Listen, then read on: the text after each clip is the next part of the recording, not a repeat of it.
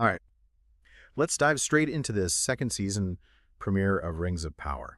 I'm really curious to hear your take on it, especially how this episode stacks up against all the lore. There's a lot to unpack, particularly when it comes to Sauron and, the long-awaited appearance of a certain, shall we say, Lord of the Rings VIP. A VIP indeed. And yeah, right out of the gate, we're seeing the show play with the timeline a bit, especially with Sauron's whole journey. It's a far cry from what Tolkien wrote. You're telling me Sauron gets betrayed by his own orcs? I mean, come on. I had to double-check my copy of the Silmarillion. Like, wait, did I miss a chapter? He was the ultimate evil mastermind, ruling through fear and intimidation, wasn't he?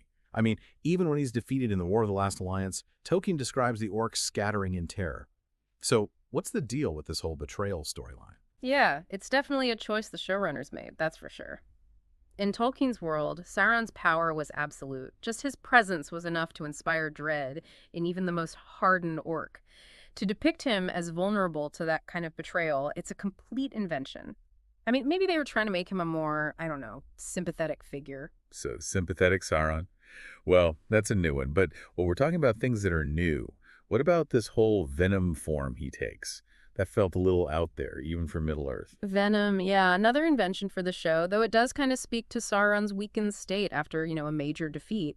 Remember, even in Tolkien's work, regaining his full power after such events, it wasn't a walk in the park. It took time, a lot of cunning, and a whole lot of deception. So, more of a slow burn in the books, less transforming into a shadowy monster. Gotcha. But speaking of things that don't quite line up, the show makes a pretty big deal about the Fjordwaith becoming this icy wasteland because of Sauron's, death, I guess. Didn't Tolkien always describe the Fjordwaith as a frozen north, even back in the First Age? You are spot on. The Fjordwaith, it was always a land of bitter, cold, and shadow, long before Sauron even entered the picture. Remember, it's where Morgoth, his old master, held sway for centuries, filling it with his own brand of darkness. So yeah, the show connecting its icy nature directly to Sauron, it does feel a bit like, a bit of dramatic embellishment, to be honest. So a little creative license with the visual storytelling, I can get on board with that. Yeah. But one thing that really threw me was Sauron apparently dying before Numenor falls. Yeah. Now, wasn't that a pretty important event in his, shall we say, character development? Absolutely. In Tolkien's telling, the fall of Numenor is directly tied to Sauron's first death. It's pivotal, really. It's during that downfall that he loses the ability to take on a fair form. After that, he's forever bound to those more monstrous appearances. The show flipping the script on that, that's a major deviation. And it raises a lot of questions about how they're going to handle his later deceptions, like when he appears as Anatar, the Lord of Gifts, to trick the elves into making the rings. Right. He basically pulls a reverse caterpillar. Starts out all beautiful, ends up, decidedly less so. So how are they going to explain that whole deceiving everyone with his good looks thing if he's already stuck in Dark Lord mode? Yeah. Color me intrigued. But let's move on to another character who goes on quite a journey this episode. Galadriel. And man, that was a whirlwind. To say the least, I'm not sure I've ever seen anyone travel across Middle-earth that quickly. But that's a discussion for another time, perhaps. And speaking of things that seem to move quickly, did those elven rings just suddenly become the answer to everything? I mean, one minute they're these mysterious artifacts, the next they're the key to, saving the golden tree? I feel like I missed a memo somewhere. Well, even for those of us knee-deep in Tolkien lore, the connection between the elven rings and the fate of the golden tree, it remains a bit of a head-scratcher. I guess we'll have to see how the show fleshes that out. However, there's one thing that wasn't a mystery, and that was the arrival of a certain long-awaited character. Lord Certain. The shipbuilder himself. I have to say, the show absolutely nailed his entrance. He had that whole wise and ancient mariner vibe that I always pictured from the books. Agreed. They really captured his essence. The quiet authority, that deep connection to the sea, and of course that almost otherworldly awareness that Tolkien always gave him. And that look towards the west, what was that all about? Was he just checking the tides, or was there something more to it? That look, my friend, speaks volumes. Certain, you see, he carried this deep longing, a yearning to sail west, to Valinor, to the Undying Lands. It's a desire shared by many elves, especially those who witnessed the fading of Middle-earth and felt that call of the West. Right, the elves are constantly torn between their love for Middle-earth and that pull towards the sea, the longing for Valinor, and Círdan always seemed particularly affected by that. But I didn't realize it would be centuries before he finally set sail. See, that's the thing about Círdan. He was known for his incredible patience and wisdom. He was content to wait, to guide and guard the shores of Middle-earth until the time was right for his departure. Which makes sense, given his history. He was practically a father figure to Elrond's father. Whoa, really? No Yeah. wonder Elrond looks so happy to see him. But when they bring up destroying the rings, was that pulled straight from the books? That seemed a bit extreme, even for a group of powerful elves facing a magical threat. You know, it's not entirely made up. You might recall during the Council of Elrond in Fellowship of the Ring, Glorfindel actually suggests something similar. He proposes just casting the One Ring into the sea to be rid of it. Of course, Gandalf, he shoots that idea down pretty quickly. Argues that even the depths of the ocean wouldn't be enough to keep Sauron from eventually reclaiming his ring. And we all know how much Gandalf loves to avoid rash decisions.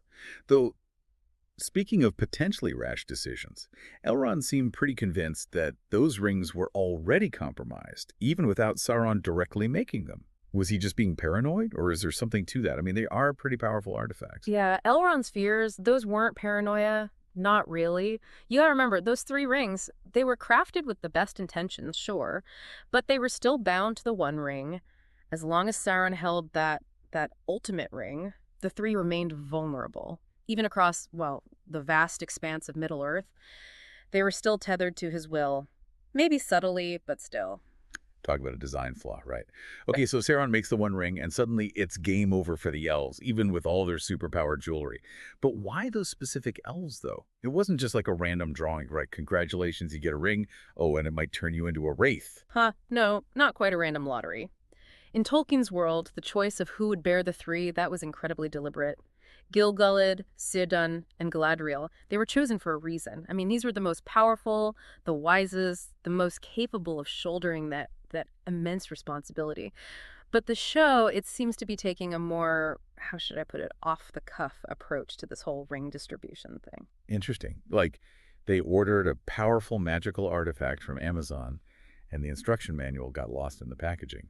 Speaking of things that are a bit murky, Círdan mentioned this whole battle, something about the bowels of the earth. Did that mean anything to you? Oh, that line definitely caught my ear. Knowing Círdan, it's never just a casual comment. The most likely explanation is he's referring to those ancient battles, between the Valar, those angelic beings of immense power, and Morgoth, Sauron's old boss, right? And we aren't talking your average Tuesday skirmish here. These battles, they literally reshape the world. Mountains rising, continents shifting, the whole shebang. Whoa. Epic. But if those battles were so ancient, wouldn't Círdan have been a baby elf back then? I mean, he's old, don't get me wrong, but he's not that old, is he? Exactly. Círdan, for all his impressive lifespan, he wouldn't have seen those primordial conflicts firsthand. They were long before his time, which is what makes his use of that imagery so intriguing. Is it like a cultural memory passed down through generations, or maybe some vision granted through his connection to the sea? It's a tantalizing little clue, that's for sure. I'm curious to see how the show unpacks it. Maybe Círdan keeps a secret diary hidden in one of those ships he's always building.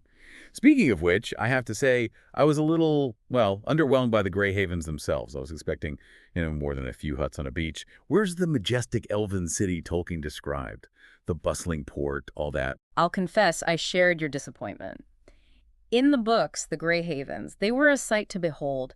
This grand city, a pinnacle of elven craftsmanship, bustling with activity and life. It was the capital of Lindon, a beacon of light and hope on the shores of Middle-earth. The show's take on it felt, minimalist in comparison. Minimalist is one way to put it. It's like they swapped out Rivendell for a well-maintained campground. Maybe they blew the budget on those sweeping shots of the Misty Mountains. Speaking of things that don't quite match up to their book counterparts, let's talk about Gandalf. That whole storyline felt like a big departure. And that's saying something for a show already playing fast and loose with the timeline. You're not wrong. Gandalf being in this era at all, it's a pretty significant change from Tolkien's established timeline. He wasn't supposed to show up in Middle-earth until, the Third Age. Right, like way later. But I have to admit, I am curious to see what they do with his character, especially that nightmare sequence. Talk about ominous. Do you think those visions were just random, or was there something more to them? Gandalf's dreams, they're never to be taken lightly. Even in Tolkien's work, he was a Maya, remember, this angelic being, sent to Middle-earth with a specific purpose. So his visions, they often hold a deeper meaning. They're like glimpses into the past, present, maybe even the future. I wouldn't be surprised if the showrunners are using them to kind of foreshadow the growing darkness, the return of Sauron, all that. Ooh, good call. Speaking of foreshadowing and mysterious figures, what about those creepy tattooed marauders? The ones chasing the Harfoots? Any chance those are the infamous Harfoots of the Tower we've been hearing about? Yeah. The ones who supposedly went down a, shall we say, a darker path? You know, it's definitely a possibility. Those marauders, they had a sinister air about them, didn't they? And their interest in the stranger. Well, let's just say I wouldn't be surprised if they were connected to some, let's say, unsavory characters. Getting some serious wrong side of the tracks vibes from those guys. Probably not who you want showing up for second breakfast. Even if you are a Harfoot with a, penchant for scavenging. Speaking of Harfoots and maybe questionable choices, didn't Poppy stay behind with her family last season? Because I'm pretty sure she was skipping along with Nori and Gandalf this episode. Did I miss a scene, or did they hit the fast-forward button on her character arc? That was a bit of a head-scratcher, wasn't it? As I recall, Poppy, she had that rather heartfelt goodbye with Nori, chose to stay with her people, right? So her sudden reappearance does feel a tad abrupt. Maybe it's a narrative choice to keep her part of the main story, I suppose. Or, maybe those Harfoot paths are just a bit more winding than we realize. Yeah, maybe those Harfoots, they've got their own version of those winding country roads, right? Like Middle-earth scenic routes. But, all right, let's try and sum up this premiere. We've got a vengeful Sauron who's nursing a serious grudge.